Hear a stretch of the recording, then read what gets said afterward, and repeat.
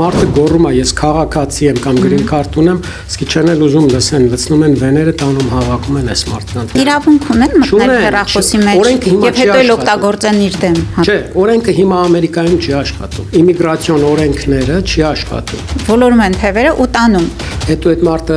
Վենեսուելայի բանդերից կգտնես, թե ինչ որ Աֆրիկայի կամ Քենիայի, այսին որտեղներից կգտնես, արդեն ոնց որ ասած բանը բանից անցած է, այդ մարդկանց հետ բերելն էլ է շատ դժվար։ Ինչ խորհուրդ կտաք մարդկանց, երբ այդ իրավիճակում հայտնվեն։ Ընդհանրապես երկու բան ունեն ասելու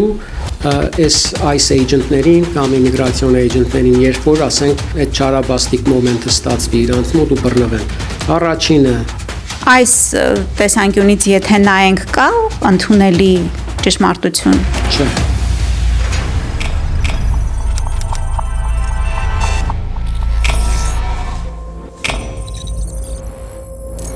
Բարև ձեզ Արմեն։ Բարև Լիլիթ, շնորհակալություն հրավերքի համար։ Ես եմ շնորհակալ, որ եկաք, գիտեմ ինչ զբաղված է ձեր աշխատանքային գրաֆիկը,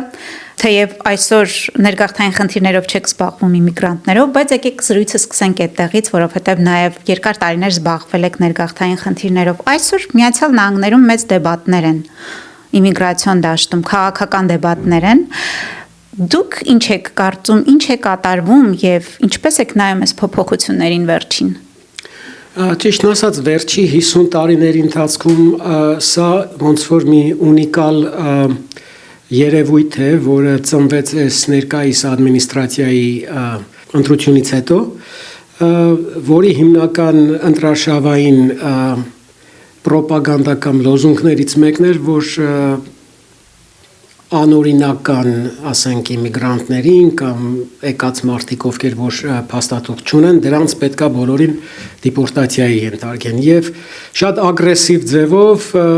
կառավարական, ասենք, դիպարտամենտներին լծել այդ գործին պարոն Թրամփը եւ այդ գործով զբաղված ոնց որ ասած հիմնականում ինչ որ միտեղ դա էլ ուշադրությունը շեղում է ուրիշ, ասենք, կարևոր հարցերից, օրվա իրավիճակային հարցերից, բայց ոնց որ երևում է իմիգրանտները թիրախավորված են եւ այն մարդիկ, ովքեր որ դեռ փաստաթղթեր չունեն օրինապես այս երկրում գտնվելու, պետքա շատ զգուշ լինեն։ Մարդկանց քիչ են էլ հարցնում, դուք տեղի քաղաքացի եք, գրին քարտ ունեք, չունեք, հավաքում տանում են, ինչի, որովհետեւ մի քիչ մաշկի գույնը տարբեր է, էլի, հիսպանիկներին հիմնականում։ Հիմնական տրամաբանությունը նա է, որ եթե խախտել ես օրենքը այս երկրում, չես հարգել երկիրը եւ իր օրենքները, այդ դեպքում պետք է հեռանաս երկրից։ Սրա շուրջ է կառուցվում, կարծես թե, բայց սահմանները շատ են խախտվում։ Չի ասի տրամաբանություն, կասեի դրա խորքում իմ կարծիքով ռեյսիզմն է նստած, իրենց արդարացման ոնց որ ասած մեթոդ է, էլի, դուք ես երկրում օրինական չեք, դիպորտ անենք, լավ հասկացանք, դա բայն մարդկանց, որ բռնում եք, ինչի՞ մի հատ չեք հարցնում, դուք ստեղ ապրելու իրավունք ունեք, թե չունեք, մարդը գոռում է, ես քաղաքացի եմ կամ գրին քարտ ունեմ, իսկ չեն էլ ուզում լսեն, լցնում են վեները, տանում հավաքում են այս մարդկանց։ Ինչ է նշանակում սա։ Սա նշանակում է ռեյսիստ քաղաքականություն, մարդկանց ոնց որ ասած թիրախավորում են իրանց տեսքից ելնելով։ Արմեն, Կալիֆոռնիան համարվում է sanctuary նահանգ, այսինքն օրենքով պաշտպանում է անօրինականներին եւ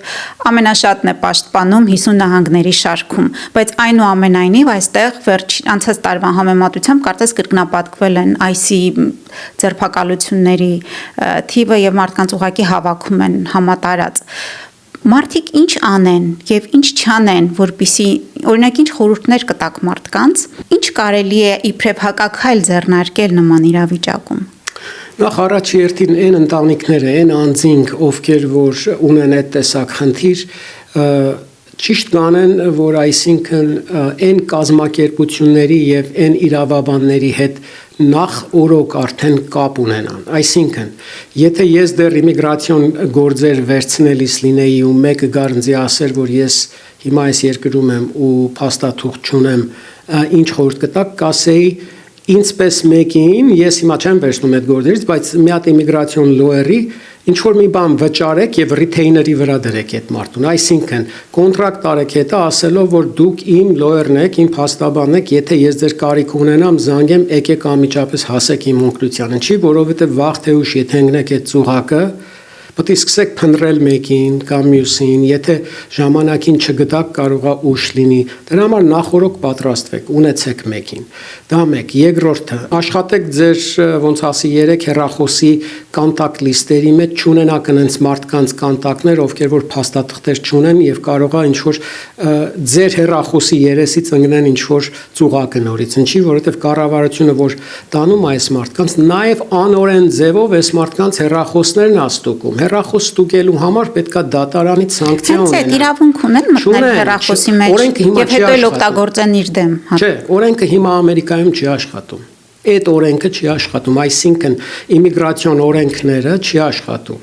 Պարոն Թրամփը իրավունք է տվել իր ICE-ին եւ իր դիպարտամենտներին խախտելու բոլոր հնարավոր օրենքները։ Դա դատի հետևից կորցնում են, բայց նաեւ դա էլ իրանց հետաքրքիր չի։ Դատավորները ասում են իրանց, որ դուք սխալ եք, դուք կորցրեցիք, կրվակ ես դատը, պետքա վճարեք այս ընտանիքներին։ Հա, կարող է վճարեն կամ մի բան, բայց իրանց անելիքը նորից անում են։ Դրա համար եմ ասում, պետքա մարդիկ արդեն մի ձևի ուրիշ ձևի պաշտպանված լինեն։ Քանի որ օրենքը այսօր ճիշտ է Կալիֆոռնիան շատ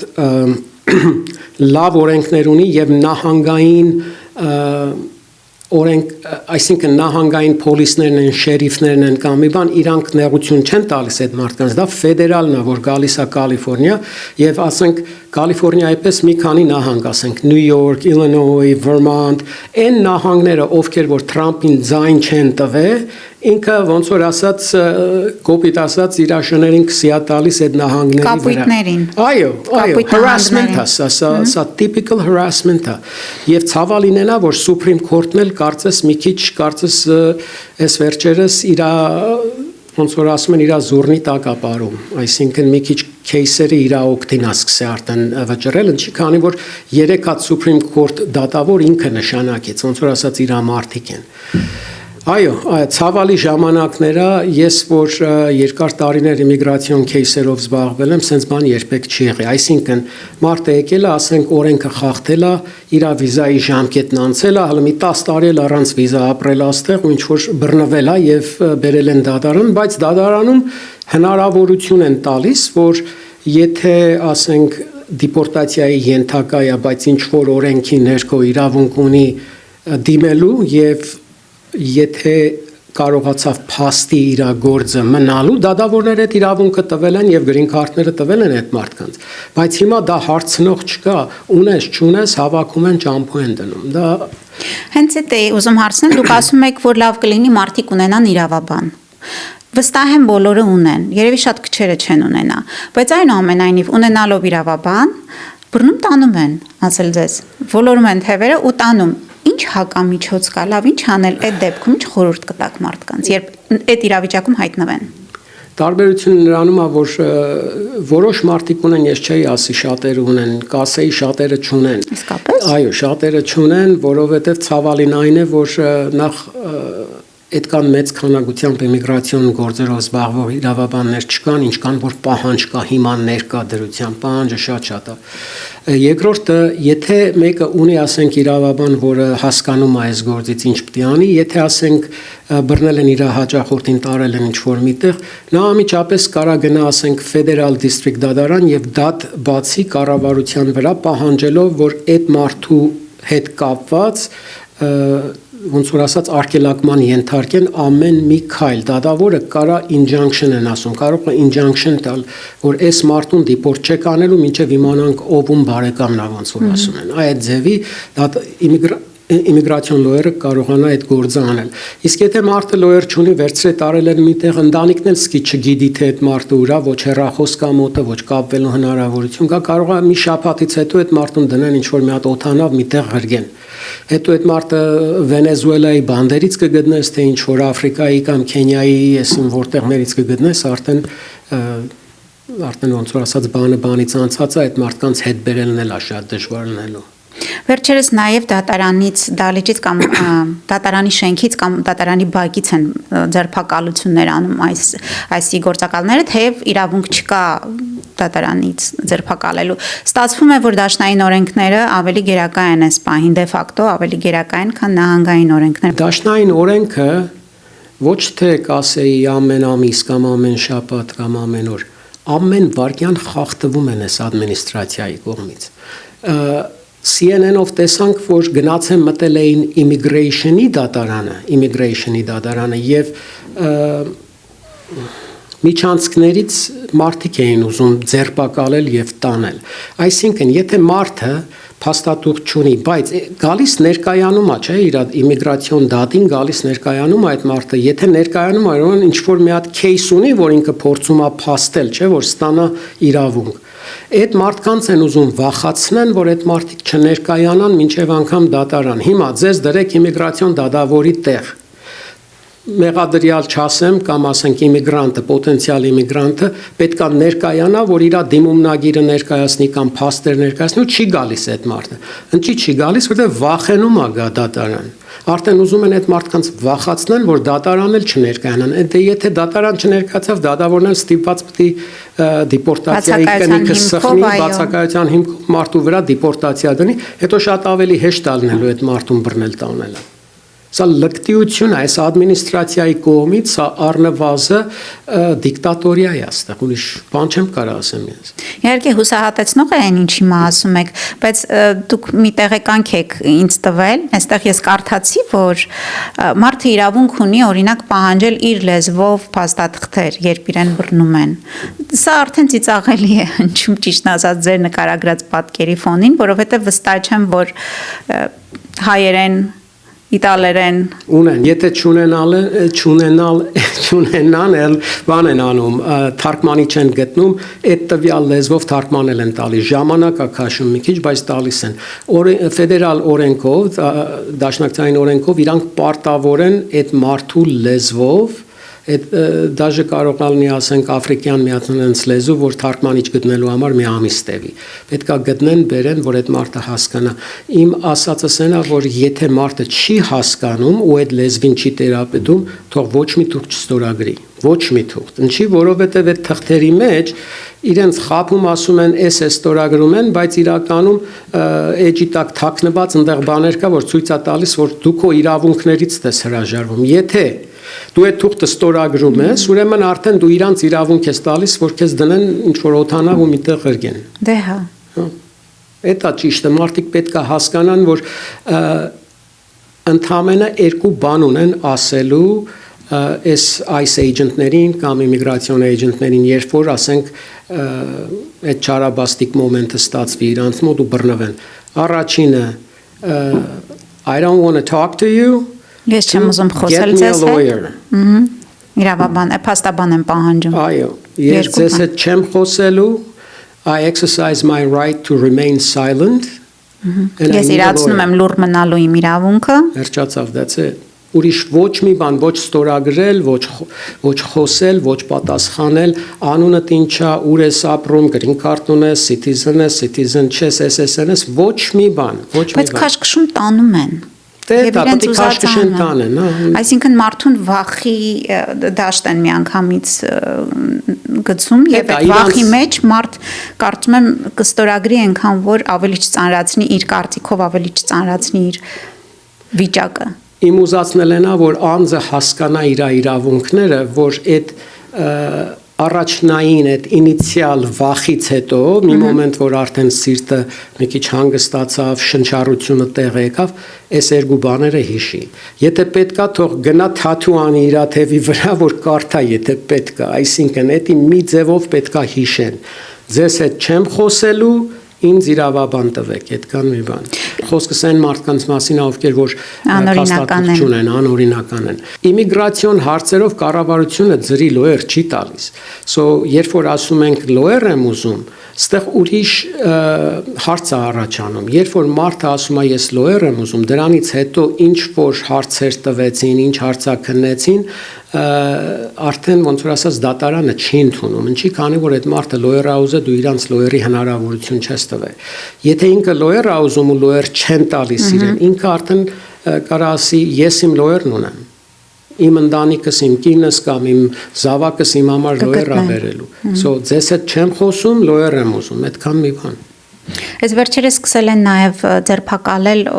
երեխաներին դպրոց իջեցնելու ժամին դպրոցների շրջակայքում, բայց այստեղ ուրիշ օրենքներ առաջ չեն գալիս, օրինակ այդ երեխայի անվտանգության իրավունք է անչափահասի, որը պիտի մնա դպրոցում։ Այսպիսի բաներ էլ չեն գործում, իբրև հակաքայլեր եւ հակազդող, հակակշիռներ, այսպես ասեմ, իրավիճակի։ Իմ գոլեգաներից շատերը օրինակ ասենք հիմա Ամերիկայի կառավարությանը դատի են տալիս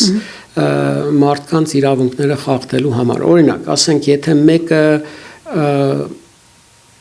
ինչ որ ուզում են իրեն բռնեն եւ այդ մարդը ենթարկվում է, այսինքն չի ուժ գործադրում կամ դիմադրում, ու այդ մարդուն առնում գցում են գետին, խփում են, վնաս են տալիս կամ թևն են ոլորում կամ մի բան sense եղելա դեպքեր մինչև անգամ մարդկանց մարմնական վնասվածքներ։ Դրանք սա խախտումներ են, որոնց համար այս կառավարությունը պատասխան է տալու եւ այդ մարդ կառավարությանը դատի տալով ֆինանսական պատասխանատվության են ենթարկում։ Նաեւ այդ ագենտները, ովքեր որ excessive force, այսինքն պետքականից ավելի ուժ են գործադրում այդ մարդկանց վրա, իրանք էլ են պատասխանատվության ենթարկվում։ Այն մարդիկ, ովքեր որ ասեն green card ունեն կամ ասենք իրավունք ունեն այս երկրում ելնելու ու վերցրե տարեփակել են մի օր, երկու օր, հետո բաց են թողնում այդ մարդ։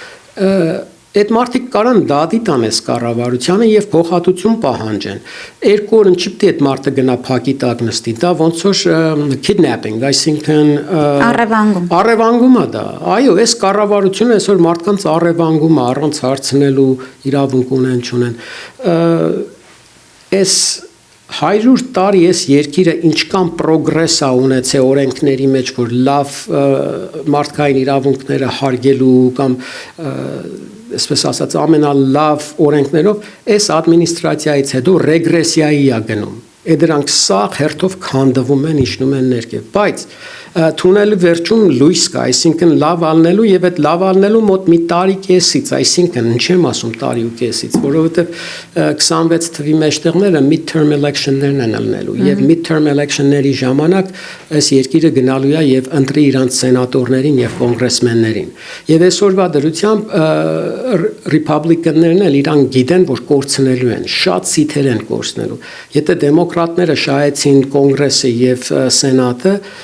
ապա այդ անձը սպիտակ տանը նստած մենակ ինքն իր ոնց որ ասած մտքերի հետ ալնելու ուրիշ ոչ մի բան։ Շատերին տանում են նաև աշխատավայրից։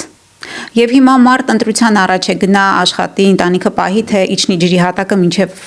ձեր ասած 1.5 տարին կանցնի։ Ինչ օրենքներ կան, որ մարդուն գոնե Կալիֆոռնիայում, ինչ օրենքներ կան, որ մարդուն պաշտպանում են աշխատավայրում։ Հիմա ասենք ձեր գրասենյակում նստած ենք, սա կառավարական գրասենյակ չի,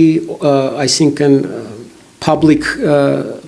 տեղ չի, որ ասենք դրսից հանրային վայր չի, որ դրսից հելնեն ով ուզենա գա մտնի այստեղ։ Հիմա եթե ընդունենք եկել են ձեր դուռը թակում են ու ուզում են ընձի տանեն, դուք որպես ստեղած տնօրեն իրավունք ունեք ասելու կներեք ձեր դատական դատարանի կողմից ստորագրված թուղթը ուր է, որ դուք իրավունք ունեք գաք իմ օֆիսը մտնեք եւ ինչ որ մեկին ձերբակալեք։ Իրանք պարտավոր են դա ցույց տալու։ Հա, եթե ուզում են օրենքը խախտեն, օրենքը խախտողներ շատ կա, կարող են ձեզ հրեն մի կողմ ու մտնեն ներս, ինձ ձերբակալեն, տանեն խոսքի վրա, չէ՞։ Բայց դա արդեն օրենքը խախտած կլինի եւ ինչ որ մի դատարանում եթե այս գործը մտնի, դատարանը իրանց սխալ է հանելու եւ իրանց արած քայլերը փորձելու է լրիվ ինչ որ փոխհատուցման ձևով թե ինչով շտկի։ Նույնն էլ գործատերերը պետք է անեն։ Դա կլինի խանութ, կլինի մեքենայի ինչ որ լվացարան, car wash կամ ասենք այդ տեսակ բիզնեսները կամ Տարբեր բիզնեսներ, դպրոցը, որ public դպրոց է, ուսուցիչներով եւ ուսմասվարներով կանգնում են դրան դիմացը, ասում են ուրա ձեր թղթերը ցույց տվեք, որտեղ երեխեքին են ոնց որ terrorի ենթարկում, իրավունք չունեն տենց բաներ անելու։ Այսօրվա ադմինիստրացիան այս հարցում մի հատ խոսք եմ հիշում, ասում է բեսպրիձել, որ ասում են, էս ալրի, օրենքը չի աշխատում այդ հարցում, այսօր այս երկրում չի աշխատում դա։ Պաշտպանված պետք է լինեն մարդիկ, պետք է ունենան, ասենք, իրավաբանների կոնտակտներ, որոնց հետ որ իրանք արդեն հարաբերություն պետք է ձեռք բերեն այս հարցով, կամ եթե չունեն ֆինանսական հնարավորություն մեկին վարձելու, ձերի, այսպես ասած, կամպանիաներ կան շատ, ոչ profit, ոչ աուտաբեր կամպանիաներ, դրանց հեռախոսի թվերը ունենան, իրանց ֆինանսական հարցերը այնց դասավորեն, որ ընտանիքը, այսինքն բան չմնա, վատ վիճակի մեջ չմնա, պլանավորել այն գաղափարով, որ եթե ասենք կնոջը կամ ամուսնուն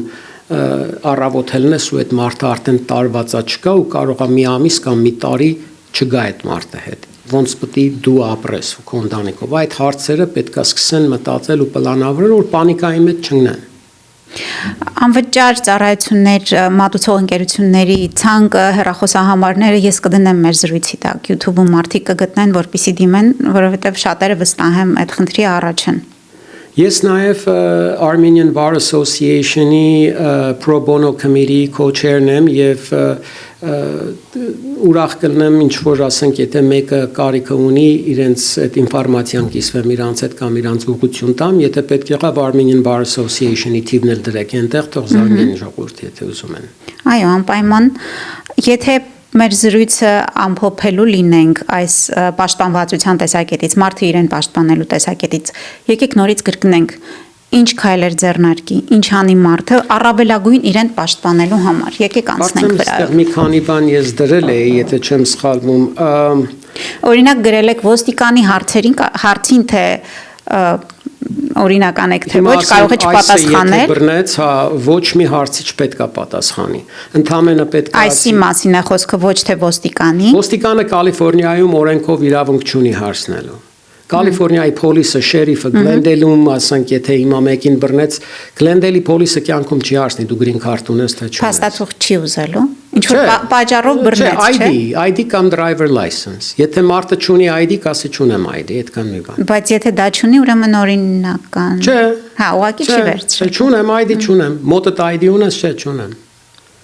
Նախ առաջի հերթին պատմելով հեշտ է հնչում, եթե ID-ն հարցնելու լինի, անձ իրավունք ունի ասելու իսկ ինչի եք իմ ID-ն ուզում, դուք ինձ ինչ որ մի հանցանքի մեջ եք կասկածում։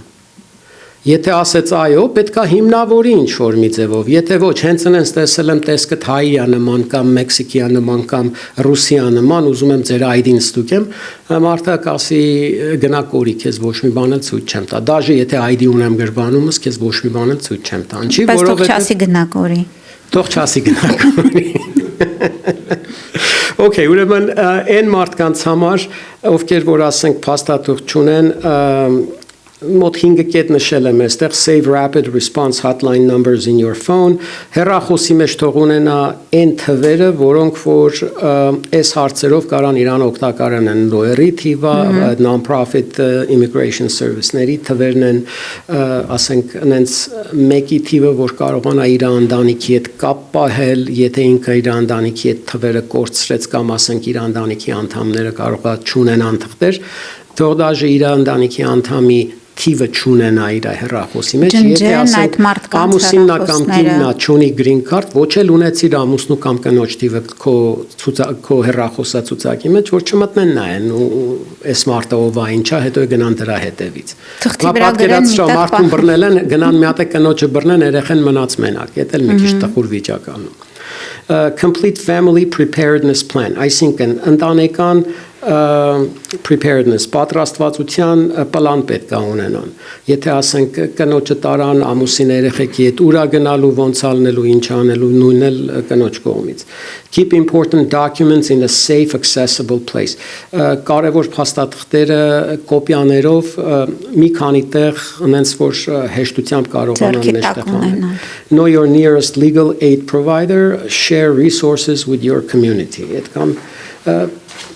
Կալիֆոռնիան նորից եմ ասում համարվում է sanctuary state, բայց ես չէի ասի sanctuary state, այսինքն sanctuary state-ը մի քիչ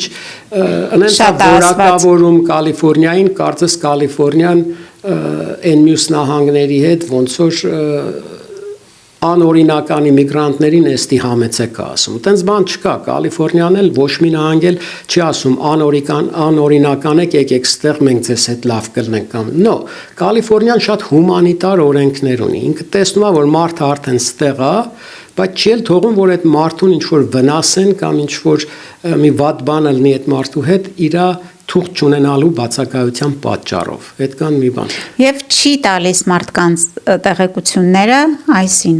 Այո, որովհետև այս դաշնակցային օրենք է եւ Կալիֆոռնիան ինքը նահանգ է։ Եթե դաշնակցային կառավարությունը չի կարող իր սահմանները փակ բայի ու այս մարդիկ ասենք ինչ որ մի ձևով հայտնվում են այստեղ, դա Կալիֆոռնիային գործը չի, Կալիֆոռնիայի պատասխանատվությունը չի։ Դա դաշնակցային կառավարության գործն է։ Ձեր խորհուրդների շարքում ավելացնենք, որ մի ստորագրեք որևէ փաստաթուղթ, որը չեք հասկանում։ Դա հատկապես շատ կարևոր է։ Առանց ձեր իրավաբանի այդ թուղթը տեսնելու խորհուրդ կտայի ոչ մի թուղթ չստորագրեք։ Տարել են ձեզ ինչ որ միտեղ փակել են ու ինչ որ մի թուղթ են ուզում որ ստորագրեք։ Եվ մի լավ խորհուրդ էլ էստեղ ունեք, հնարավորության դեպքում տեսաձայնագրեք։ Եթե այդ հնարավորությունը ունեք, այո, բայց ասենք շատ բիզնեսներ իրանք արդեն կարան կամերաներն էլ ենքան են էժանացել, կարան ամեն անկյունի վրա մի հատ կամերա դնեն իրանց համար ու լրիվ ձայնագրվի այդ ինչ որ կատարվում է, այո։ Բայց դե անօրինական ներգաղթյալները այդպես բիզնեսներում շատ չեն լինում, որովհետև աշխատավայրից չեն տանում, այլ փողոցից, հանրային վայրերից եւ գլխավոր խորհուրդը թերևս իջիր ջրի հատակը մինչեւ կանցնի վտանգը, այսինքն հեռու մնա աչքից։ Հնարավորին չափով աշխատի այն վայրերում չգտնվես, որտեղ որ այս տեսակ ասենք ռեյդներ արվում, օրինակ Home Depot, ասենք Lowe's կամ ասենք այնց մարդաշատ վայրեր, որտեղ որ ասենք swap meets, flea markets, այդ տեսակ տեղեր, որտեղ որ ասենք լատինո ժողովուրդն է շատ ասենք գնում, օրինակ downtown-ում խանութների տեղեր կա, որ իրանք այնտեղ շատ են գնում։ Հնարավորին չափով խորհուրդ կտայի, որ այն մարդիկ, ովքեր որ փաստաթուղթ չունեն, այդպես տեղերից խուսափեն ու դուրս գան միայն այն դեպքում, երբ որ շատ անհրաժեշտ է։ Եվ աչքի չընկնեն դուրս գալիս էլ, ոչ մի օրենք չխախտեն, նույնիսկ ճանապարհատրանսպորտային, թեև չի հաղորդվելու այդ դեպքում, չէ՞, դուք կարծեմ նշել եք, որ նաև եթե օրինակ կարմիր լույսի խախտում լինի, քաղաքը կամ նահանգը չի տալիս այդ ինֆորմացիան։ Օրինակ ասենք տրաֆիկ վարորդական խախտում եթե եղավ, նահանգային պոլիսները իրանք այդ ինֆորմացիան կյանքում առաջին իրավունք չունեն տալու, երկրորդը չեն տալիս։ Իրանք այս հարցում շատ ավելի ժողովրդի կողմն են, քան թե դաշնակցային կառավարության կողմն են։ Այդ կողմից իմ դուրս շատ է գալիս, թե մեր նահանգապետի, թե մեր քաղաքապետի պահվածքը։ Եվ մի բան էլ կարևոր, կարծում եմ մարդկանց կօգնի, եթե իմանան, որ իրենց գործատուն չպետք է իրենց տեղեկությունները փոխանցի այսին առանց իրենց տեղեկացնելու, իրազեկելու, որ իրենով հետաքրքրվում են։ Այո, դրա բացառությունը մենակ նա է, որ եթե այսը դատավորից ստորագրված ինչ որ սանկցիա բերի եւ employer-ին գործատուին ասի, այս մարդու տվյալներն եմ ուզում, բացառությամբ դա, այո, 72 ժամվա նոտիս պետք է տան։ Այդ բացառությունն էլ նրանում է, որ կարող է այդ աշխատողը ինչ որ մի հանցագործ է եւ 72 ժամվա նոտիսը այդ մարդուն փախնելու հնարավորություն կտա։ Դրա համար այդ բացառությունը կա։ Արմեն, եթե մի քիչ ընդհանրացնենք այս թեման, այնուամենայնիվ կարելի է օրինակ հակադրել հետևյալ միտքը այս բողոքներին, որ Թրամփի ադմինիստրացիան մտադիր է երկիրը ազատել նրանցից, ովքեր չեն հարգում այս երկրի օրենքը եւ խախտում են։ Եվ եթե մարդկանց հավաքում տանում են, ի վերջո դատական կարգով մարդիկ կարող են այդ թացը չորից զատվել եւ ով օրինական է եւ օրենք չի խախտել դժվարությունների գնով իհարկե, բայց ի վերջո մնա եւ վտարվեն նրանք, ովքեր խախտում են չեն հարգում այս երկրի օրենսդրությունը։ Այս տեսանկյունից եթե նայենք կա ընդունելի ճշմարտություն։ Չէ։ Չկա, ասեմ ինչի։ Ամենաշատ դիպորտացիաները եղել է Օբամայի օրոք։ Հա։ Օբաման է եղել պրեզիդենտը, որը որ թվային քանակով ամենաշատ դիպորտացիաներն արեց վերջին 25-30 տարվա մեջ պրեզիդենտներից, այո, բայց լրիվ արել է օրինական ձևով ու դիպորտ արել մենակ այն մարդկանց, ովքեր որ ասենք հիմնականում հանցագործներ են եղել կամ ունեցել են դատվածություններ։ Բայց ես հիշում եմ բանտերից էին շատերին դեպորտանում, վտարում, որ ծախսը իրենց բանտերի ծախսերը պակասեցնեն։ Չէ, սա ուրիշ մի բան էր։ Թողում էին բանդը նստում էր իր ոնց որ ասած պատժամիջոցը, կալանքի ժամկետը, դրանից հետո էլ չէին թողում որ դուրս գա, միանգամից արդեն փոխանցում էին իմիգրացիոն ծառայություններին, detention center-ներն էին տեղափոխում, ունդեղից արդեն դիպորտացիայի գործներ գնում։ Ամենաշատը Օբաման է դիպորտ արել, բայց օրինապես է դիպորտարի ու նախքան այդ մարդկանց դիպորտ անելը դատական process-ի մեջ է դրել, որ իմիգրացիոն դատավորը գործը լսի եւ եթե այդ մարդը ինչ որ իրավունք ունի ստեղ մնալու այդ իրավունքը տա, եթե չունի օրինավոր ձևով դիպորտ են արել։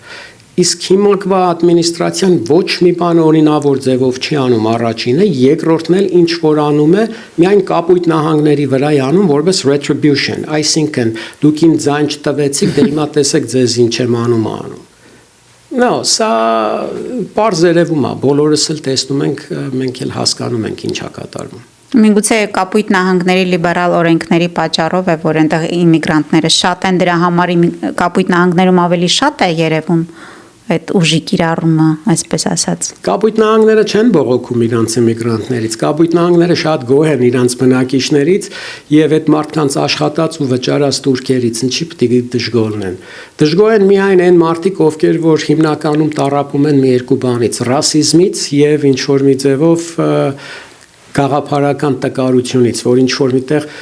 կարող է մեքսիկացին ամերիկացուց աշխատանք է գողանում։ Ֆրեզնոյի ծառի պտուղները դուք եք հավաքելու, հա, լտեսնենք կամ դաշտից այնտեղ կլուբնիկները ով է հավաքելու, փթում է պտուղ այնտեղ թափում է գետին, իսկ այդտեղ խանութներում արդեն երապատկվել է այդ բանի գները։ Այս մարդկանց որ դիպորտարեցին, ով այո։ Այսօր Արիզոնայում Idaho եւ շատ տարբեր նահանգներ ֆերմերները բանկրապտ են ելնում, հենց այն ֆերմերները, ովքեր որ Թրամփի համար են վոտարել։ Մեծահարուստ ֆերմերները։ Այո, բանկրապտ են ելնում։ Հա, աշխատող չունեն։ Դե ճերմակն էլ չի գնում աշխատի, սևն էլ չի գնում աշխատի դաշտերում, հա դուք դրեցիք ես մարդկանց դիպորտ արեցիք հետո։ Սա եղավ այն պատմությունը, որ ճյուղի վրա նստած ճյուղն է կտրում։ Վերջը լավ լինի։ Մի տարի ու կես համբերություն, այդքան մի բան։ Արմեն, դուք ասացիք, որ հիմա չեք վերցնում ներգաղթային գործեր, ինչ գործեր եք անում։ Սիրում եմ ինշորանս կամպանիաներին դատի տալ։ Որ շատ մեծ հաճույքով ապահովագրական ընկերություններին եմ դատի տալիս։ Ինչու՞ վատ են աշխատում։ Շատ վատ են աշխատում, claim-ները չեն վճարում, այսինքն հիմա դուք տուն ունեք, հեռուտնից տեղից ձեր տունը վառվեց, եթե տունը արժեր X գումար, գալիս է Y գումար առաջարկում, որ դրա կեսն էլ չի սկի, ինչ որ մի պատճառ գտնելով։ Կամ ասենք մեկը ավտոյի ավարիա է ունեցել եւ այդ մարդը ունեցել է այսքան բժշկական, այսքան վնասվածք, այդ մարդկանց շատ քիչ է, ասենք, ուզում վճարած լինի։ Երբեմն եթե ավարիայի մեջ ելնում է 2-3 հատ հայ ու գնում է հայ իրավաբանի կամ հայ բժիշկի մոտ, արդեն անմիջապես գործերը մտցնում են ինչ որ հատուկ ստուգման ծառայությունների դիպարտմենտ, այսինքն 3 հատ հայ իրար այդ ավարիա են տվել, ուրեմն սա սարքած գործ է, սա փաստորեն։ Այս տեսակ кейսեր, որ ես լսում եմ, գլխիս մազել չի մնացել, բայց բիզբիզակ ագնում։ Մի րոպե, փաստորեն դուք երկու տարբեր խնդիր առաջ քաշեցիք։ Մեկը, որ ապահովագրական ընկերությունները ազնիվ չեն, վճարում ես եւ իրենք չեն, հետո քեզ թիկուն կանգնում եւ փոխհատուցում, եւ երկրորդ խտրականություն են դնում հայերի նկատմամբ, խտրական վերաբերմունք ունեն հայերի նկատմամբ։ Ոչ թե մենակ հայերի, տարբեր, ասենք, տարբեր ազգային, ասենք, խտրականություն էլ դնում են, տարբեր ազգերի դիմաց կլինի վիետնամից, կլինի կորեացի, նայած թե այդ տվյալ, ասենք, բնակավայրում ով է ավելի շատ բնակչությունը։ Հիմա, ասենք, Կորեաթաունում կորեացիներ են շատ ապրում, կամ ասենք Գլենդելում հայերն են մի քիչ շատ, եթե Գլենդելի մեջ հիմա այս кейս ունեմ, որ երկու հայ տիկին ավարիա են տվել եւ խփել են մի հատ կանգնած ավտոյի, այդ կանգնած ավտոյի տերն էլ է հայ, ասենք մեկը գնացել է հայ լոյերի մոտ, այդ հայ լոյերն էլ գործը վերցրել է, հետո տիկինը գնացել է հայ բժիշկների մոտ, է բուժվել, ու արդեն նայելով, որ բոլորը հայ են, ուղարկում են գործը, ինչ որ ասենք հատուկ ստուգման ծառայության։ Այսինքն ինչի, բոլորը որ հայ են դրա համար, ինչից որոշեցիք, որ նախ խփողը անազնիվ է, կամ իրավաբանը, որ հայ է, սխալ գործ անում, կամ ասենք իր բժիշկները պետք է սխալ բուժում անեն, կամ ինչ որ մի ստեղ մի ծուռ բան կա, ինչի։ Այդ մարդիկ կարող է ազգությամբ հայ են, բայց նացիոնալիզմով ամերիկացի են, քաղաքացիներ են բոլորը ստեղած ապրող, ինչ է խտրականություն դնում իրանց մեջ։ Եվ դուք ինչ հայցով եք իրենց դատի տալիս, այսինքն հայցի մեջ ինչ եք նշում։ Դիսկրիմինացիա, որ Կալիֆոռնիայում օրենքներ գոյություն ունեն, նաև դաշնակցային օրենքներ, որ իրավունք չունի ազգային, նացիոնալ, էթնիկ, religious, gender, այդ տեսակ, ասենք, խտրականությամբ մոտենա այդ հայցվորին։ Հիմա եթե դու insurance company ես ու գործը գալիս է քեզ, որ ինչ-որ մեկը սենց դեպք կա ունեցել, claim-ը պետք է անես, դու իրավունք չունես նայես իր ազգությանը ու ասես, օ, էսի հայ է, դնեմ սրա գործը ստուգման տակ։ Չէ, դենց բան չկա, իրավունք չկա դրա։ Իսկ հնարավոր է, որ 1-2 այդպիսի գործ են ունենում եւ հետո սկսում են բոլորին նույն արշինով չափել։ Հենց է կատարվել, որ ասենք ինչ որ կարող է եղել է դեպքեր, որ որոշ հայեր սխալ գործի վրա ինչ որ բռնվել են, հիմա իրանք էլ ասում են, եթե իրանք են արել, մյուսներն են, հենց հետ է դրա սխալը, որ իրավունք չունես դու բոլորին քո արշինով չափես կամ մեկ արշինով չափես։ Ճիշտ չի։ Հիմա եթե մի հատ սևամորթ ինչ-որ մեկին սպանելա, չի նշանակում, որ բոլոր սևերը մարդասպան են, կամ եթե մի հատ հիսպանիկ գողություն արել, չի նշանակում, որ բոլոր հիսպանիկները գողություն են անում, նո, տենց գաղափար չկա, հենց դրա համար այս դատը հիմա առաջ գնում, ճիշտ ասած, որ ասեմ։ Հետո կան ինշորանս կամպանիաներ, որ սկզբում սարեր ու ձորեր են խոստանում, եթե դուք վճարեք այս գինը ունեք, այս ապահովագրությունը, դուք խնդիր չեք ունենա, ձեր հարցերը կլուծվի, մարդը վճարում է 10 տարի այդ նույն ապահովագրությունը նորոգում է, այսինքն միշտ վճարում է, հետո claim-ի օրնա գալիս, ինչ որ մի մահանագտնում են կամ այս մի բաքսը չէիք նշե, ուրեմն դուք մեզ սխալ եք ասել հենց սկզբից, ձեր գործը չենք վճարում։ Այդպես բան չկա։ Ինշորանս կամպանիայի հիմնական մոտիվացիան է նա, որ ինչքան կարա փող կորզի իր բաժանորդից ու հնարավորին չափով կամ չվճարի, կամ քիչ վճարի, կամ ծայրահեղ դեպքում շատ ուշ վճարի։ Ինչի, որովհետև եթե տեսա, որ ճարչունի պետք է վճարի այս գումարը, այդ գումարը ինքը ինչքան էլ կարացավ պայ իր գրպանում աշխատացնի ինչ-որ բիզնեսների մեջ տոկոսների վրա, էլի իրան օգուտ է էդի։ Հենց այդ է, էլի, ստեղ օրենքներ կան բավականին, որ արգելում է դա, ու այս տեսակ кейսերի վրա շատ հաճելի է իրանց միշտ խփելը, հարվածելը եւ եթե պետք է $1 տար ժամանակին իր ձեռքից $100 միլիոն վերցնելը, դա շատ հաճելի գործ է, շատ հաճելի։ Դե ձեզ այդ զրույցից հասկացա, որ ներգաղթային իմիգրացիոն դաշտում օրենքները չեն գործում, իսկ այս դաշտում ոնց է, դուք որքան եք հաջողում այդ кейսերը, այդ գործերը, դատական գործերում հաջողություն ունեք։ Կարամ ասեմ գլուխ գովալու բան չի, բայց հաճելի գործ է, սիրում եմ եւ ուրիշ գործ չէ էլ անի, այսինքն insurance company-ները չեմ կարծում ինչ որ մի օր կհրաժարվեն իրանց այս մոդելից, իրանց մոդելն էլ հենց greed, այսինքն ագահության մեթոդից չեն հրաժարվելու եւ շատ խելացի բիզնես ելնելով հանդերձ, շատ էլ ապուշ են այս բիզնեսները, ես ձեզ ասեմ ինչի, որովհետև երբեմն փոխանակ մարդուն վճարի իր փալասին 15,000 կամ 30,000-ը, որը գիտի, որ պետք է վճարի, մի մահանայա փորձում գտնի, որ չվճարի, վերջում 2-3 տարի հետո դադը որ լինում է, ժյուրին ասում է, որ դու դրա սա տասնապատիկը պետք է վճարես։ Դա ես ապուշություն եմ համարում, ինչի մի քիչ ազնիվ եղի, մարդու claim-ը ճիշտ ժամանակին վճարի, գումարը վճարի, ոչ թե 3-4 տարի հետո դրա տասնապատիկը։ Բայց այդտեղ իրանք ստատիստիկայի խաղ են խաղում, այսինքն իրանք մտածում են, եթե 100 claim-ի մեջից 80-ին ոնց որ ասած սենց բանի տակ գցեն, այդ 80-ից քանի տոկոսն է գնալու իրավաբան վարձի, իրանց դատի տա ու տասնապատիկը վճարել։ Քանի տոկոսն է գնում։ Քիչ է, ցավոք սրտի քիչ ալնում եւ շատ լոյերներ չկան, որ սիրում են, այսինքն ինշորանս կամպանիաներին դատի տալ, իրանց հետևից ընկնել, իրանց պատժել ոնց որ ասած։ Ես սիրում եմ այդ գործը չգիտեմ։ Իսկ ինչ կարմիր լույսեր կան, որ մարդուն կարող են հուշել, որ զգուշանա ընկերությունից ապահովագրության ժամանակ։ Երբ որ claim-ը ներկայացնում, այսինքն claim-ին ոնց են ասում հայերեն։ Հայց է ներկայացնում, եթե զգաց, որ իր հայցի հանդեպ մի քիչ ծուռ են մոտենում, այսինքն նամանավանդ եթե հայես պետք է ռադարդ բարձր լինի, ինչի, որովհետև հայերի վրա մի քիչ չգիտեմ ինչի բան են եղած, սենց կենտրոնացած են։ Կանչում են examination under oath, այսինքն երթման ներքո ոնց որ ասած հարցազրույցի է կանչում քեզ ու հարցազրույցի է կանչում իրավաբան ոչ թե դաժե այսինքն insurance adjuster ու հարցազրույցին կանչելու հետ մեկտեղ նաև պահանջում է որ բերես քո լրիվ հեռախոսի բիլերը իր statement-ներով, այսինքն ում հետ ես խոսացել այս օրվանից մինչև այս օրը, քո բանկային հաշիվները, քո թաքսերը, քո Շատերը ջղայնանում են, չեն գնում, չեն բերում այդ թղթերը ու դա իրանց պատճառը, որ claim-ը մերժեն, ասեն դու մեզ հետ չհամագործակցեցիր դրա հիման վրա, քանի որ կոնտրակտով պետք է համագործակցեիր, մերժում են, կամ են մարդիկ, ովքեր որ բերում տալիս են ամեն ինչը, ներկայանում են հարցերին էլ պատասխանում են, արդեն ստեղ ուժերի մեծ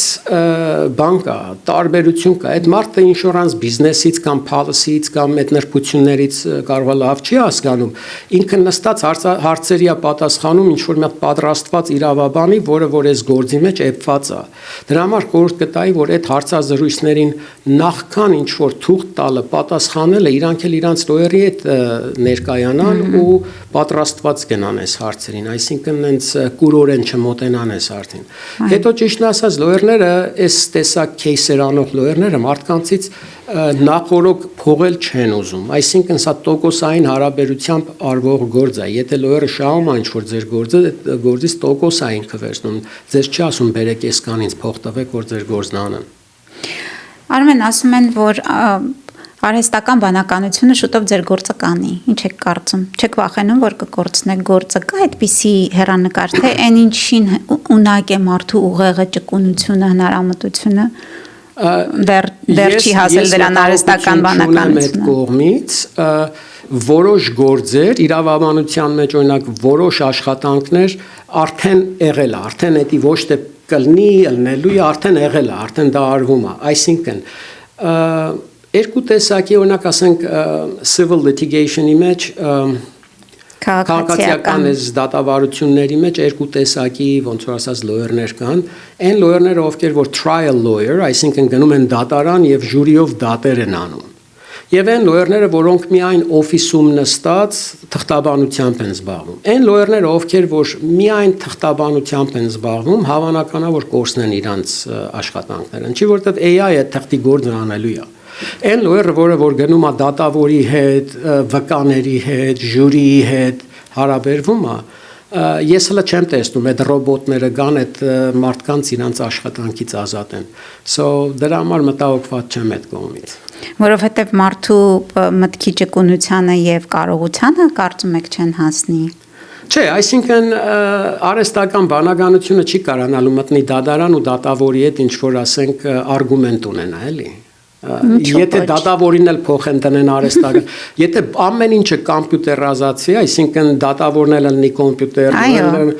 ժյուրին էլ ժյուրի չլինի, հա, այդ դեպքում արդեն էլ կարիքը չի լինելու, կթողնենք, որ ռոբոտները մեզ կառավարեն։ Աստված մի արածցե դրան հասնենք։ Շնորհակալ եմ հետաքրքիր մանրամասների համար, հետաքրքիր էր իսկապես։